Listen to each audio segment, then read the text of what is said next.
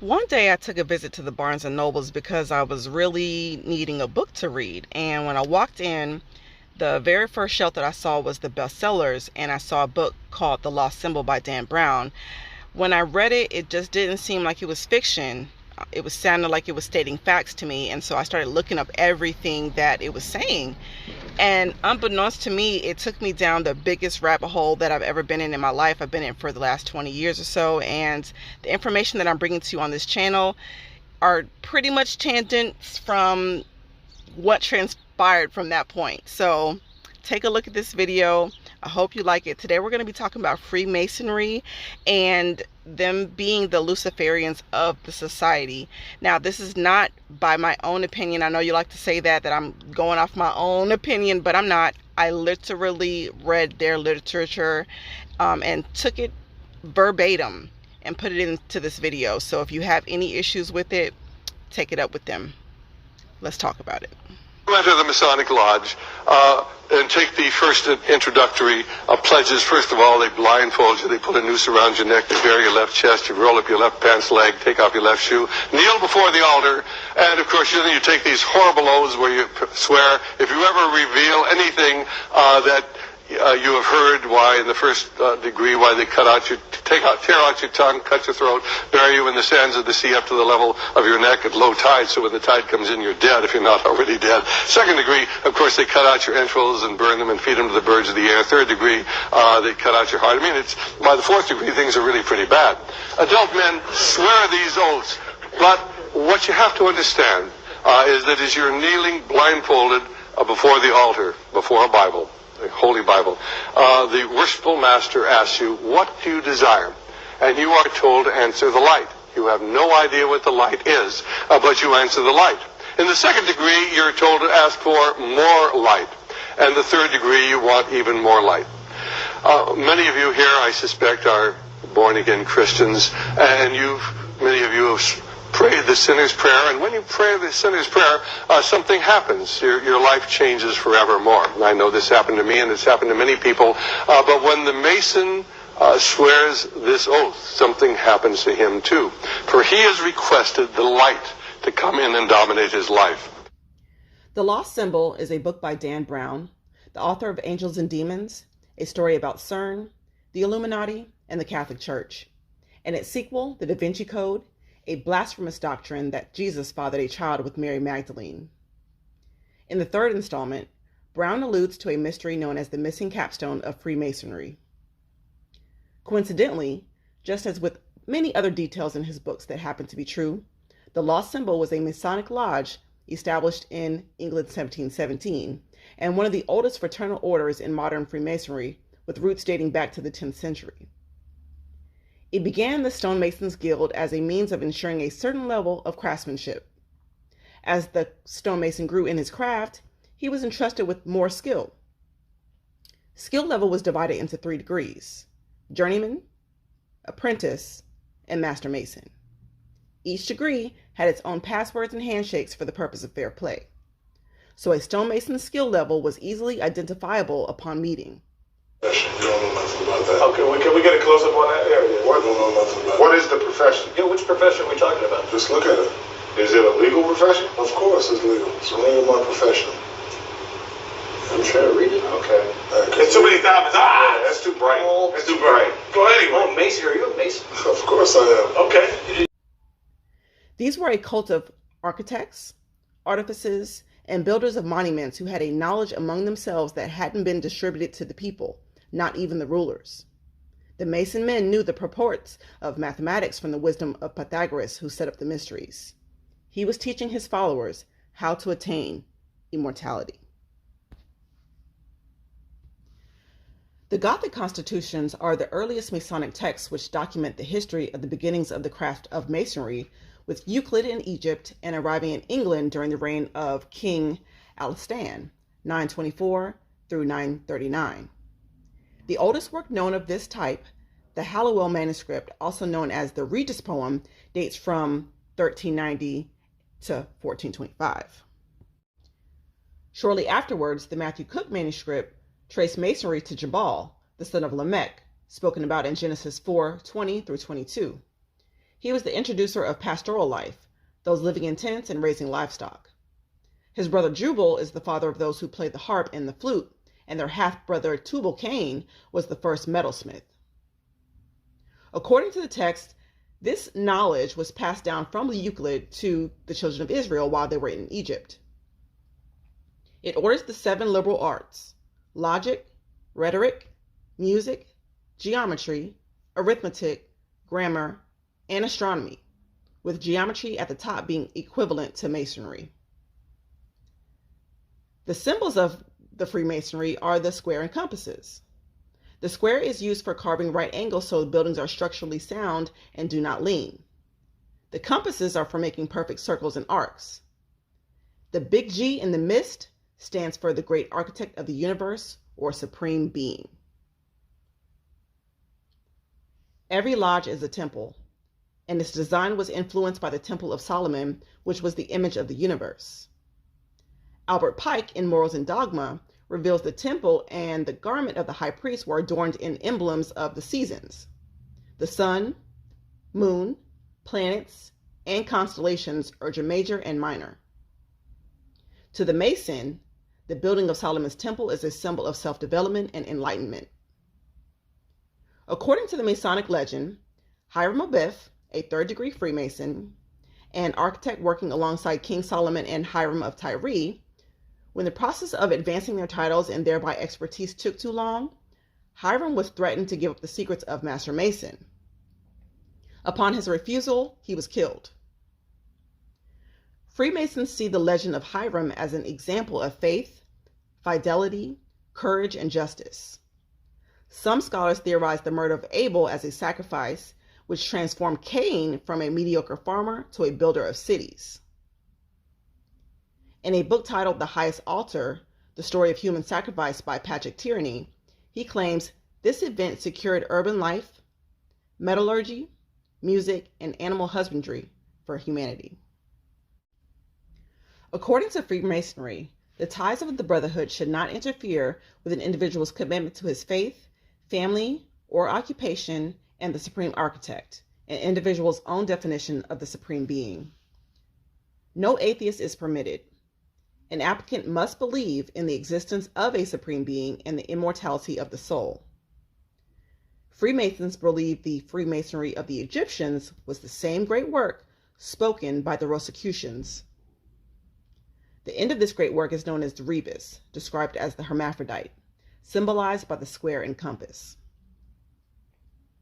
Named for its rose on a cross symbol, Rosicrucianism was a 17th century spiritual movement arising in modern Europe, which announced the emergence of a new esoteric order.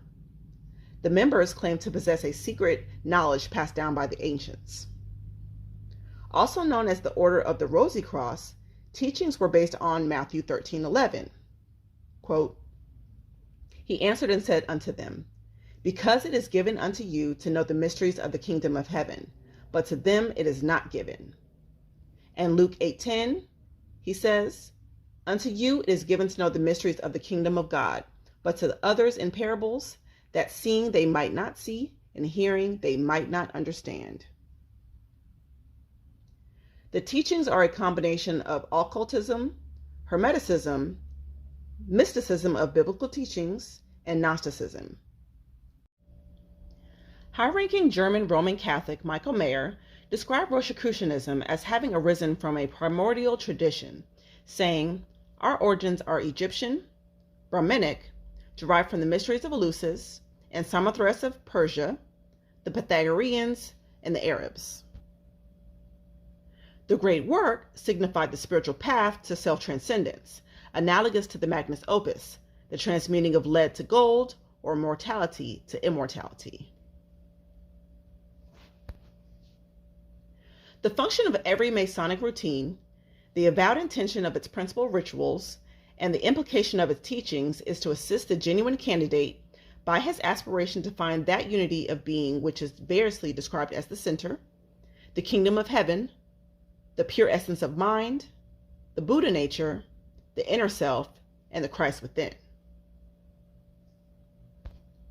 The wisdom of the sage is the sum total of his human experience.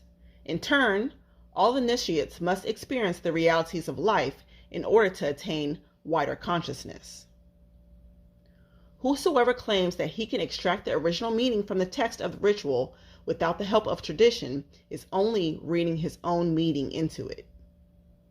The sages are taught of God that his natural world is only an image and material copy of a heavenly and spiritual pattern, that the existence of the world is based upon the reality of celestial archetype, and that God has created it in imitation of the spiritual and invisible universe, in order that men might be better enabled to comprehend his heavenly teaching and the wonderful of his absolute ineffable power and wisdom. In other words, the sage sees heaven reflected in nature.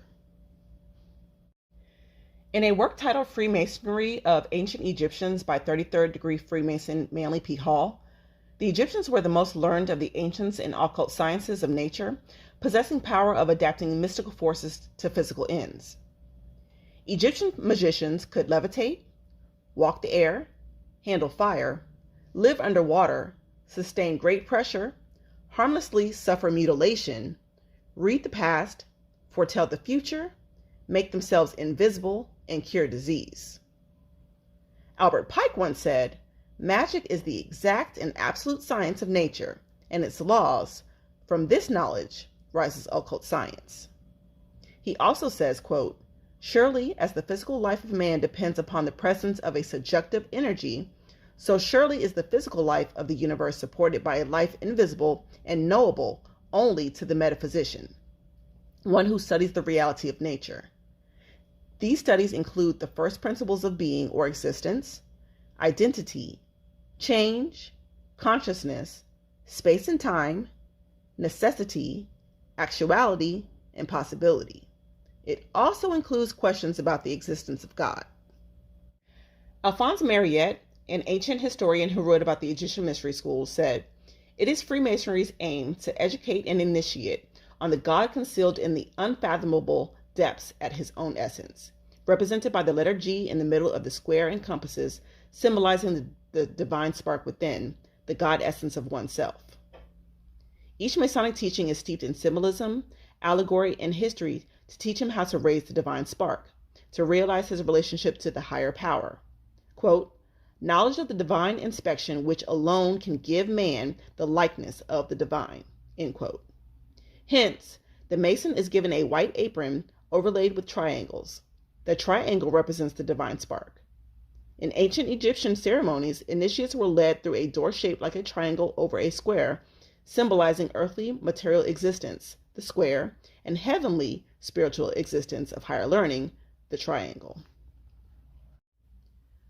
The master of this lodge, of the universe, Hermes, of whom Chiron is representative, that is one of the lights of the lodge. The word Chiron is a compound one. Chir meaning white or noble, and the Egyptian deity called by the Greeks Horus was Hiram, therefore improperly called Hiram. The name Hera, Hermes, and Hercules, the personification of light and the sun, the mediator, redeemer, and savior. Hermes is the symbol of the universal mind and is said to have revealed medicine, chemistry, law, art, astrology, music, rhetoric, magic, philosophy, geography, mathematics, especially geometry, anatomy, and oratory. The name Hermes is derived from Herm, a form of Chiron, the personified universal life principle, generally represented by fire. There are several secret schools which may admit initiates into the mysteries. The Scandinavians worshipped Hermes under the name Odin, the Teutons as Wotan, and certain of the Oriental peoples as Buddha or Fo. There are two theories concerning his demise. The first declares that Hermes was translated like Enoch and carried without death into the presence of God. The second states that he was buried in the valley of Hebron, and a great treasure placed in his tomb, not a treasure of gold, but of books and sacred learning. Hermes is honored as the master of learning and the god of financial gain, commerce, eloquence, messages, communication, including divination, travelers, boundaries, luck, trickery, and thieves. He is the messenger of the gods, carrying souls to the underworld.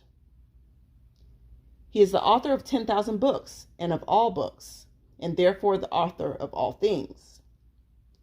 Being author of all the books, he thereby became the symbol for all esoteric schools. Hermes, in the Book of Thoth, revealed to mankind the one way, path to immortality. Several orders have emerged from this, which may admit initiates into the mysteries, including the Hermetic Order of the Golden Dawn. Nearly every instance by the Flaming Torch of Herm. All on the internet and all that other mess. Clear the air right now. Let the people know what's going on. Oh my goodness, there's so many crazy, funny things. And you know, I gotta say, none of them bother me, but I'll just do it just to do it because whatever. There's one thing about me being a man or something like that before I was, something when I was born, I got a change. Really? A hermaphrodite or something like that. Okay. They said that I went on Oprah and did it, and I'm like, okay, come on now. You know, if I was on Oprah, like, I mean, it takes a while before that happens for somebody going to Oprah. You know what I mean? Like, that's really big. So we know that didn't happen. If you can find it, though, I'll give you $100,000 and fly you around the world and do everything for you. If you can find that tape and play it for me. Right. Let me be clear. I in no way believe that Sierra is a hermaphrodite. I think that's what people saw because of the ritual she had gone through with the mysteries. He became the scribe of the gods, the interpreter of heaven. Mercury is the romanticized version of Hermes. The Egyptians called him Thoth. To the Celtic, he was the Logos. And for the Greeks and Buddha, he was the planet Mercury. Mercury's union with Venus produced Hermaphroditos, who merged himself with his lover, becoming an entity with female and male genitalia. The secret doctrine in Egypt, or the institution of the mysteries of Hermeticism, was the Great Mother, which Freemasons likened to the biblical church, being referred to as the Bride of Christ. The doctrines are believed to tell the hidden spiritual truths of the world passed down from the ancient philosophers, and all symbolized by the Virgin Isis, Mother of the Mysteries. She is veiled from head to toe, only unveiling her wisdom to a select few. Isis is used to represent necromancy, invocation, sorcery, and thaumaturgy. The higher degrees of Freemasonry can be known by the Cabal or the magic of works. Its 3 degrees are religious, philosophical, and physical realization. Plutarch called it the Esaride et Osiride, concerning Isis and Osiris.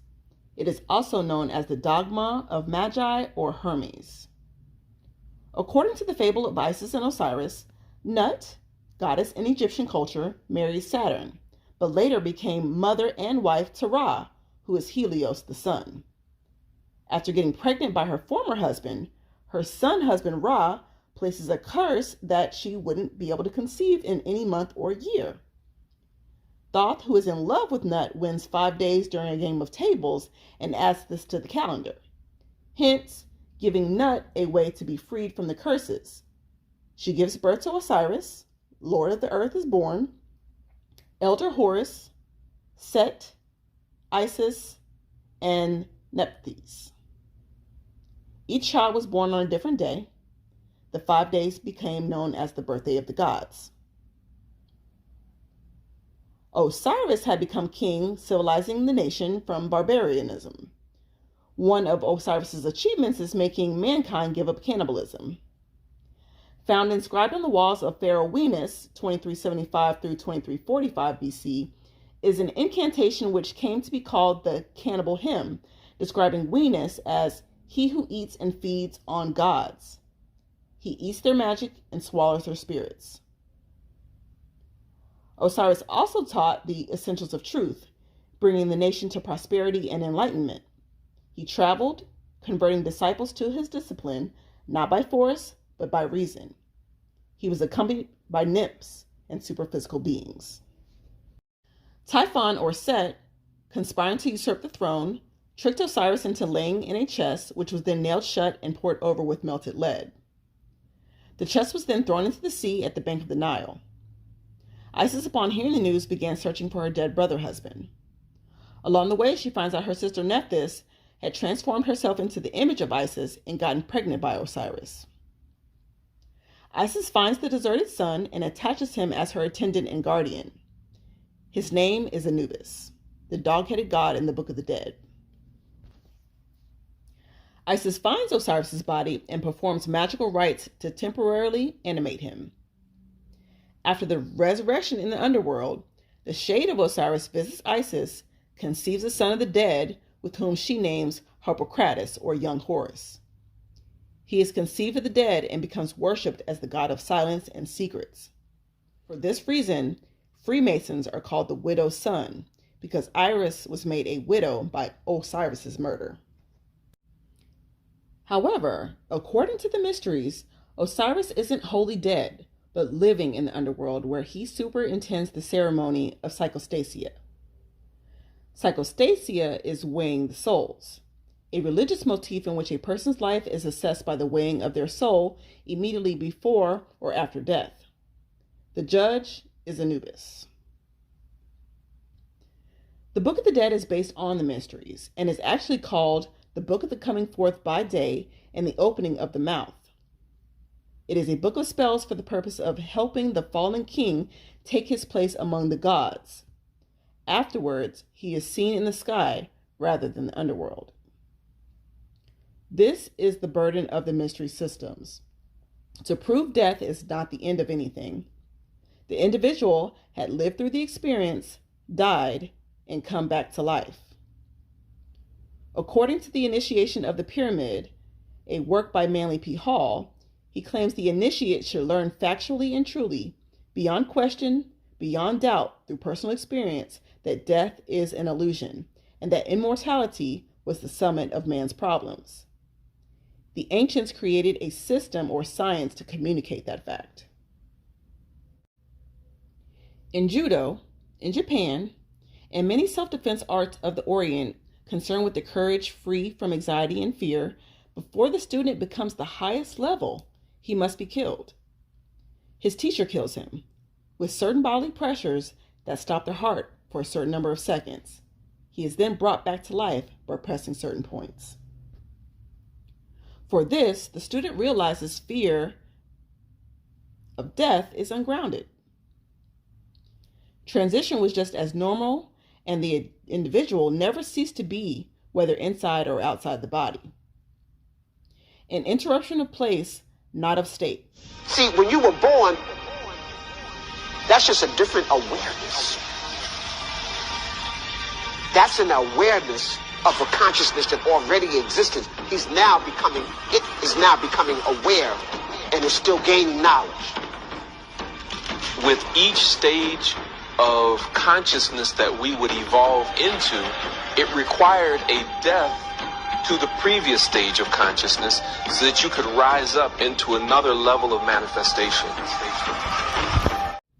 Thus leading to materialism, which leads to a rise in crime because he knows no other outlet, and little by little, the world becomes afraid of life. Quote unquote. Manly P. Hall.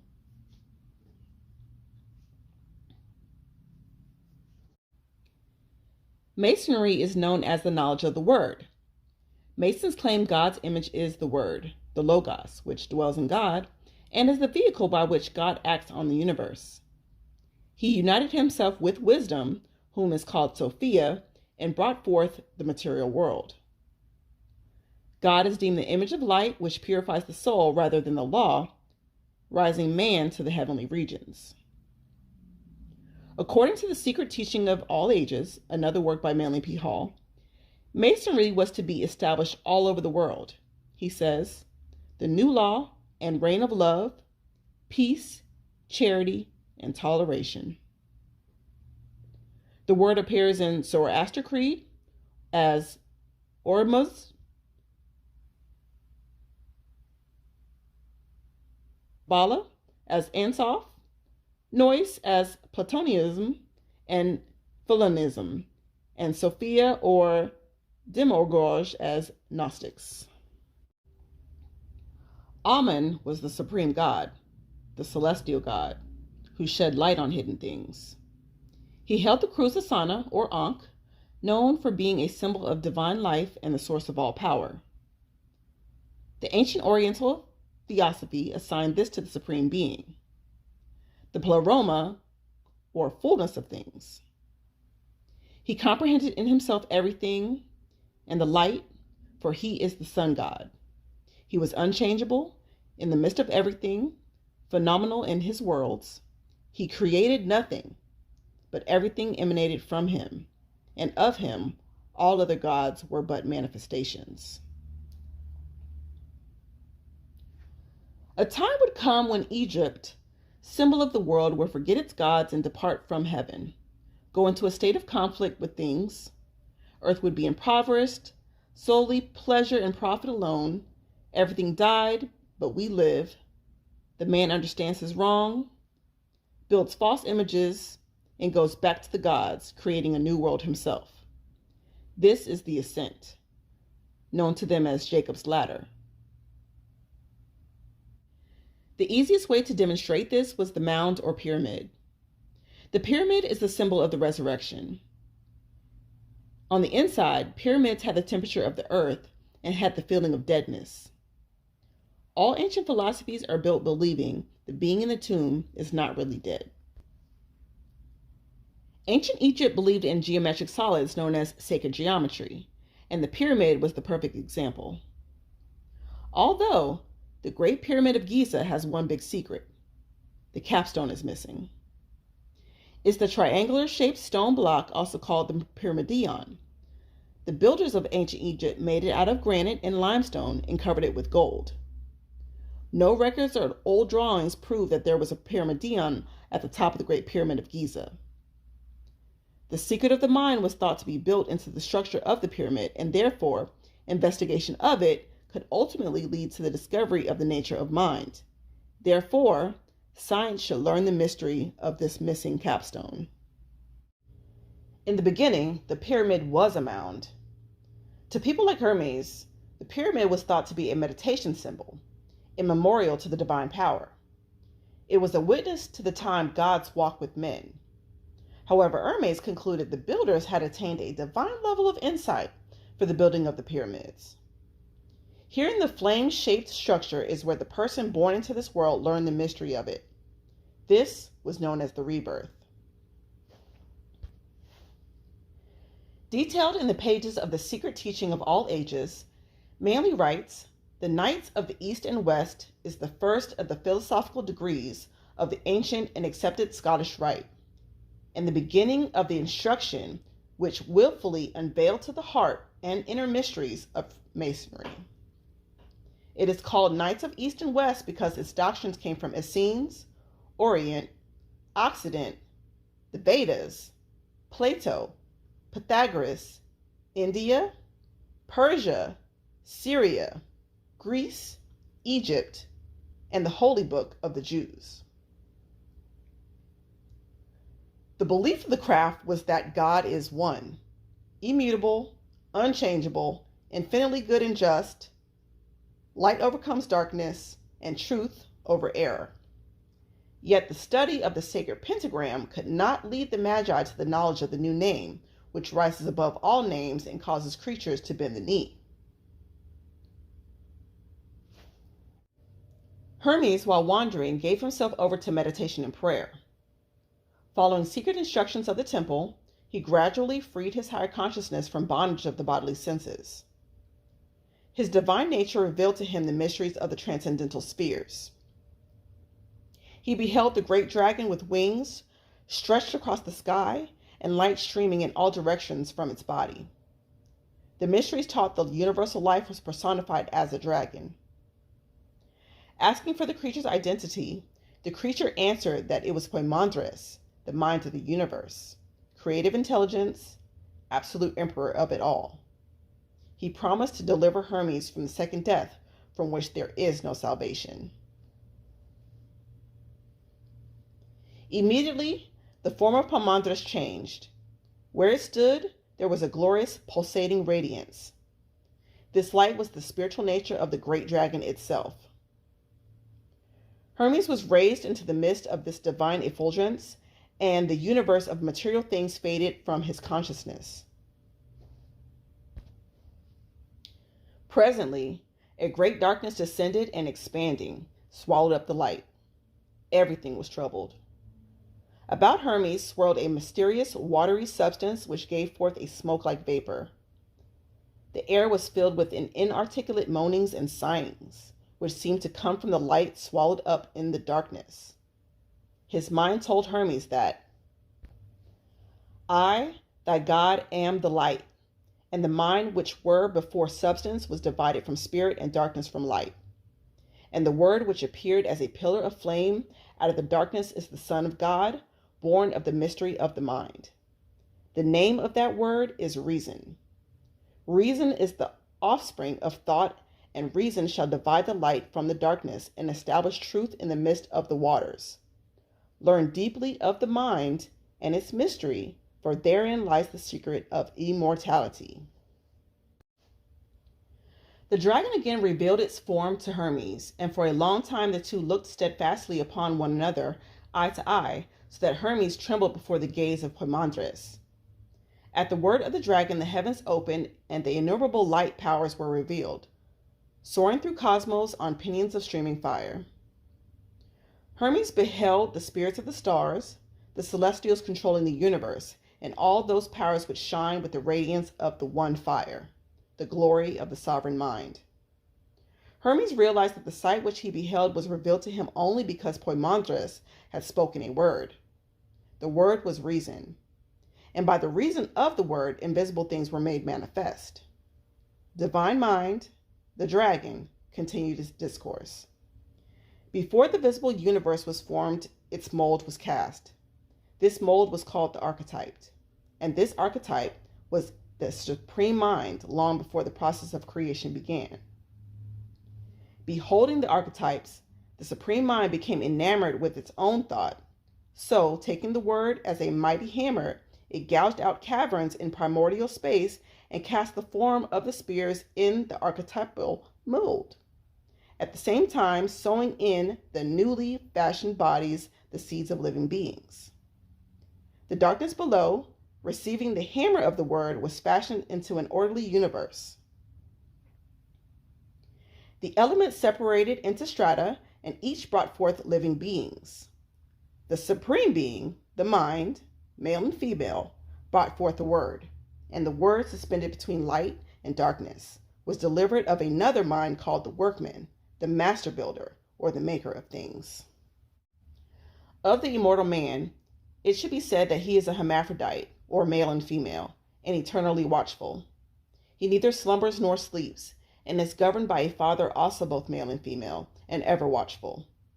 Such is the mystery kept hidden to this day, for nature, being mingled in marriage with the sky man, brought forth a wonder most wonderful. 7 men, all bisexual, male and female, and upright of stature, each one exemplifying the natures of the 7 governors. These, O Hermes, are the 7 races, species, and wheels. They reproduced themselves out of themselves, for each was a male and female. But at the end of the period, the knot of destiny was untied by the will of God, and the bond of all things was loosened. Then all living creatures, including man, which had been hermaphroditical, was separated, and males being set apart by themselves, and females likewise, according to the dictates of reason. Then God spoke to the holy word within the soul of all things, saying, Increase in increasing, and multiply in multitudes, all of you, my creatures and workmanships. Let him that is endued with mind know himself to be immortal, and that the cause of death is the love of the body. And let him learn all things that are, for he who has recognized himself enters into the state of good. Then Hermes desired to know why men should be deprived of immortality for the sin of ignorance alone. The great dragon answered, To the ignorant the body is supreme, and they are incapable of realizing the immortality that is within them, knowing only the body which is subject to death. They believe in death because they worship that substance which is the cause and reality of death. As he died, quote, the sleep of the body is the sober watchfulness of the mind, and the shutting of my eyes reveals the true light. My silence is filled with budding life and hope, and is full of good. My words are the blossoms of fruit of the trees of my soul. For this is the faithful account of what I received from my true mind, that is Poimandres, the great dragon, the Lord of the Word, through whom I became inspired by God with the truth. Since that day my mind has ever been with me, and in my own soul it hath given me birth to the Word. The Word is reason.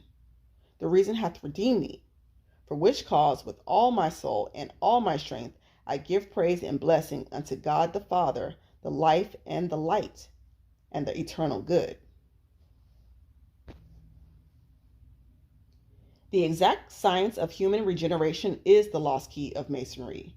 For when the spirit fire is lifted up through the 33 degrees, or segments of the spinal column, and enters into the domed chamber of the human skull, it finally passes into the pituitary body, Isis, where it invokes Ra, the pineal gland, and demands the sacred name. Operative Masonry, in the fullest meaning of that term, signifies the process by which the eye of Horus is opened. As its name signifies, the pineal gland is the sacred pine cone in man. The eye single, which cannot be opened until Chiram, the spirit fire, is raised through the sacred seals, which are called the 7 churches in Asia. The apocalypse, according to the 19th degree, the apotheosis of that sublime faith which aspires to God alone and despises the work of Lucifer. Of the mysteries of magic, Eliphas Levi, illustrator of the infamous Baphomet, says the intellectual Lucifer is the spirit of intelligence and love. It is the parcelet, it is the Holy Spirit, while the physical Lucifer. Lucifer, what is your problem? Just that, sir. Okay. I'm a Christian, sir. I'm pure and virtuous and wholesome and innocent. How can you say anything bad about me? Sir, you need to be born again. I am born again. Now, did you just say that you were Lucifer? I am Lucifer. Okay, define Lucifer for me. Pure, virtuous, wholesome, innocent individual that's out to help people. Lucifer is? Yeah. Say that again. Lucifer is a pure, holy, virtuous. Now, is he the Lucifer that God created? That's the same one. Oh, man, this is great. I'm going to put this on the internet.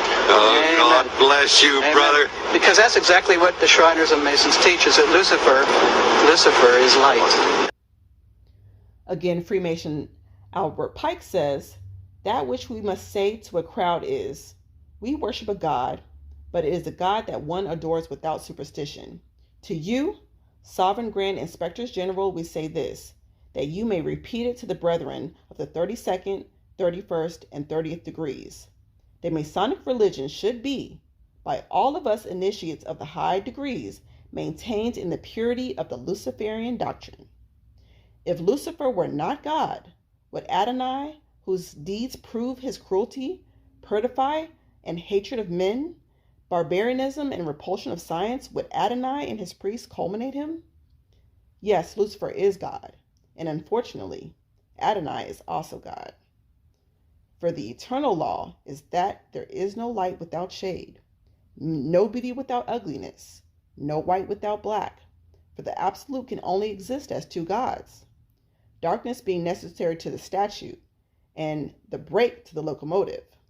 Thus, the doctrine of Satanism is a heresy, and the true and pure philosophical religion is the belief in Lucifer, the equal of Adonai.